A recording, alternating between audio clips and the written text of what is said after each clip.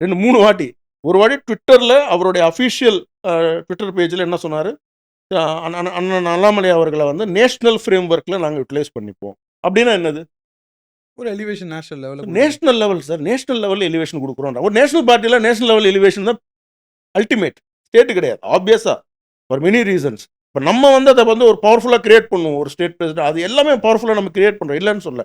ஆனா national பார்ட்டில end of the டே யாரா இருந்தாலும் நேஷனல் லெவல்ல நாங்க ஒரு நாள் தான் நேஷனல் பார்ட்டில இருக்கீங்க. இல்ல ரீஜனல் பார்ட்டில இருந்துட்டு போயிடலாமா? இல்ல நீங்களே ஒரு பார்ட்டி ஆரம்பிச்சுக்கலாமா? அது கிடையாதுல்ல. நமக்கு அந்த குரோத் ஸ்டெப் பை ஸ்டெப்பா நம்ம அந்த குரோத் வரும்ன்றதுனால தான் அந்த இதுல வரும். இப்ப நேஷனல் பார்ட்டில அப்ப நாங்க 2-3 பிரஸ் கேட்கறாங்க. இன்டர்வியூ தினமலர் கேட்கறாங்க, தினத்தந்தி கேட்கறாங்க, இந்தியன் எக்ஸ்பிரஸ் இப்ப ரீசெண்டா ஊடகத்துல கூட வந்திருந்தேன்னு நினைக்கிறேன்.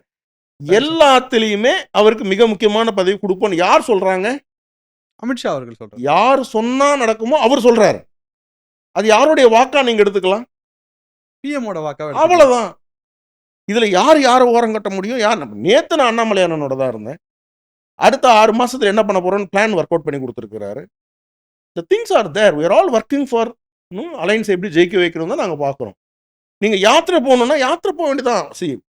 அண்ணன் நயினார் நாகேந்திரன் அவர்கள் ரொம்ப கிளியரா சொல்லியிருக்கிறார். நம்ம வந்து அலைன்ஸ்ல இருக்கோம். மேஜர் பார்ட்டி ஏடிஎம்கேவா இருக்கு. ஸோ நமக்கு இருக்கக்கூடிய ஒர்க் என்ன பூத்தை வலுப்படுத்தணும். 234 தொகுதியில் நம்ம என்னென்னலாம் சப்போர்ட் பண்ணணுமோ சப்போர்ட் பண்ணி நம்மளுடைய ஃபர்ஸ்ட் இது அஜெண்டா என்னது?